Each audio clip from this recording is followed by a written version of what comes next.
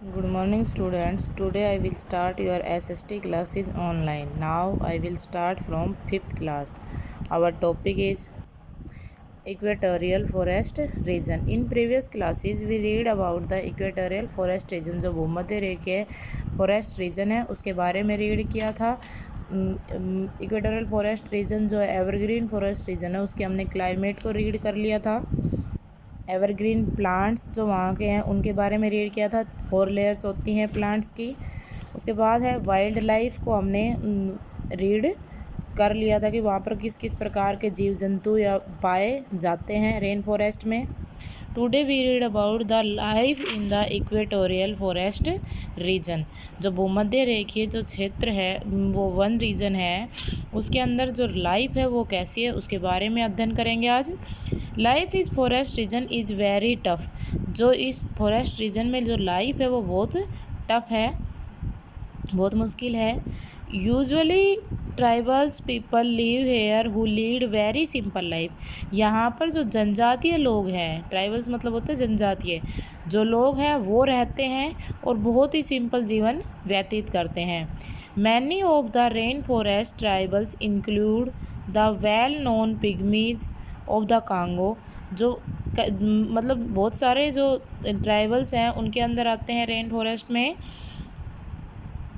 पिग्मीज जो कांगो में रहते हैं। सेमांग्स ऑफ मलेशिया यानी कि जो सेमांग्स हैं वो मलेशिया में रहते हैं। यानोमानी एक जनजाति है जो ब्राज़ील में रहती है। Kubus of Sumatra and hunters and gathers.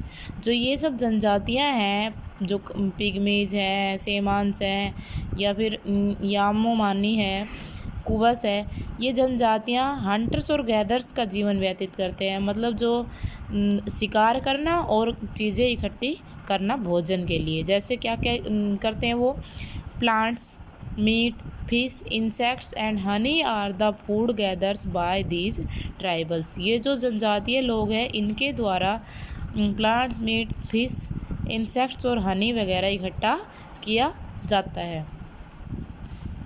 Other rain forest tribals such as wooly of Papua New Guinea यानी कि जो कुछ और बचे हुए रेन फॉरेस्ट जनजातीय लोग हैं उनके अंदर आते हैं हुली, पैपुआ जो न्यू गिनी क्षेत्र में पाए जाते हैं। बैतूज ऑफ जयार यानी कि जैरो जो प्रांत है उसके अंदर होते हैं बैतूज। And Dayaks of Borneo from the farming community. जो ये जनजातियां हैं Borneo from the farming communities, ये सारी जनजातियां फार्मिंग कम्युनिटीज़ है, ये कृषि करती हैं। Shifting agriculture is practised by these tribals. जो शिफ्टिंग कल्टीवेशन है, शिफ्टिंग एग्रीकल्चर है यानी कि 2-3 साल एक जगह पर कृषि की उसके बाद दूसरी जगह पर कृषि करते हैं ये रेन फॉरेस्ट को काट कर। तो ये यहाँ के लोगों की ये शिफ्टिंग कल्टीवेशन के लिए जो ये जनजातीय लोग हैं वो कुशल हैं। For these A part of forest is clear by burning and crop and planted from 2 और 3 ईयर्स। शिफ्टिंग कल्टीवेशन के लिए ये लोग क्या करते हैं, फॉरेस्ट को साफ़ करते हैं, काटते हैं और वहाँ जो घास फूस वगैरह होती है उसको जलाते हैं, क्रॉप्स उगाते हैं, वहाँ पर प्लांट्स उगाते हैं, 2-3 साल वहाँ पर कृषि करते हैं। This result in the loss of fertile of this soil.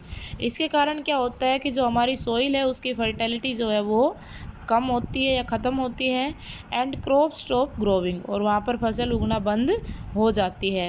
As a result farmers have to soon abandon the land of clear fresh forest for farming. इसका रिजल्ट क्या निकलता है कि जो फार्मर्स हैं वो जल्दी से उस जगह को छोड़ देते हैं और नई जगह पर फॉरेस्ट को काटते हैं फार्मिंग करने के लिए।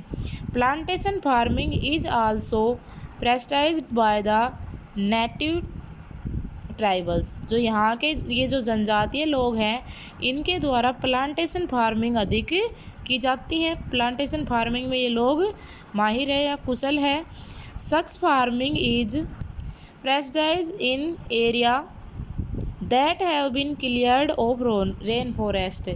जो ये लोग हैं वो रेन फॉरेस्ट को क्लियर करके यानी कि साफ करके और फिर करते हैं plantation farming. Instead of growing food crop, tribals grow crop such as cocoa, coffee, rubber, cotton, तंबाकू and palm oil in plantation. जब ये लोग हैं जो जो कुछ तो फूड क्रॉप ग्रो करते हैं और उसके साथ साथ ग्रो करते हैं कोको, कॉफ़ी, रबर, कॉटन, तंबाकू and palm oil in plantation. Plantation के द्वारा ये सारी फसलें ये उगाते हैं। The crop are sold from money. ये जो क्रॉप है उसको पैसे के लिए बेचा जाता है। Thank you students, I hope you understand in this chapter.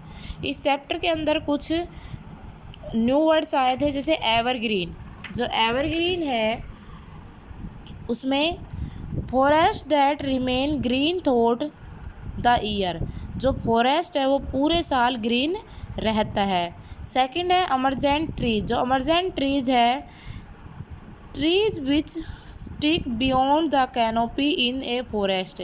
ये जो ट्रीज हैं ये कैनोपी के ऊपर होते हैं फॉरेस्ट में। Under stories, a layer of rain forest that consist the small trees, shrubs and plants. ये एक लेयर होती है रेन फॉरेस्ट के अंदर जो स्मॉल ट्रीज, सर्ब्स और प्लांट्स को कंसिस्ट करती है। Pygmies, the original inhabitants of Congo. जो कांगो क्षेत्र के अंतर्गत जो जनजातियाँ रहती है उनको हम पिग्मीज कहते हैं। Thank you students, I hope you understand in this topic.